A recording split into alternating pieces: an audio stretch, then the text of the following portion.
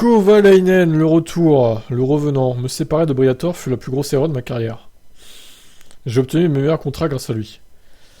Ouais, alors bon, peut-être, sauf que Briator était un mec un peu toxique hein, quand même, hein, on va pas se mentir. Le mafioso de service là, voilà quoi. Il a trempé dans des trucs pas clean, hein, Briator. Donc il est âgé de 40 ans, Kovalainen, ça ne nous rajeunit pas quand même, il effectuait ses débuts chez Renault en 2007, il avait les lourdes tâches de remplacer Alonso, qui était donc parti chez McLaren, Mercedes.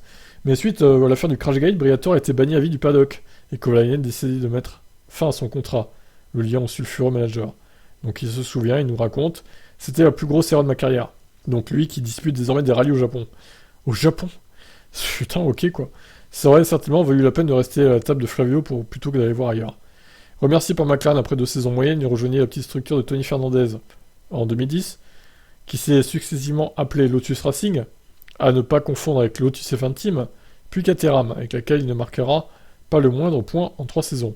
On le reverra une dernière fois en F1 en 2013, puisqu'il remplacera son compatriote Raikkonen, blessé lors des 2 derniers Grands Prix de la saison 2013 chez Lotus F1 Team. Là encore, sans le moindre top 10. Ah oui, il avait fait ça, je m'en souvenais même plus. Lorsque mon contrat chez McLaren se terminait, je devais rapidement en trouver un autre, et les pilotes gérés par Briator n'avaient pas leur super licence à ce moment-là. Le Finlandais a d'autant plus de regrets qu'en 2010, Briator a vu son bannissement à vie être levé. Ouais, alors ça c'est quand même extraordinaire, 1 an après quoi en fait. Étonnant. Si j'avais simplement attendu jusqu'au mois de janvier de l'année suivante, Flavio aurait vu sa punition être retirée, il aurait pu revenir. Oui, Flavio aurait trouvé de meilleures offres pour moi. J'ai obtenu le meilleur contrat de ma carrière grâce à lui, avant cet incident. Le pilote finlandais est désormais concentré sur sa carrière en rallye, où jusqu'ici il a rencontré le succès au Japon. Je suis concentré à 100% sur le rallye désormais, j'aime regarder le WRC, je regarde nuit et jour maintenant. D'accord, donc il est fanat de rallye, Kovalainen, ok. Alors pour revenir à Briator, qu'est-ce que vous en pensez? Est-ce qu'il aurait dû continuer d'être banni à vie en fait, vu ce qu'il a fait Singapour 2008? Bah franchement, organiser un crash exprès pour pouvoir gagner une course, franchement, ça mérite un bannissement à vie. Hein. Désolé, hein. Mais là, non, c'est extrêmement grave. Hein.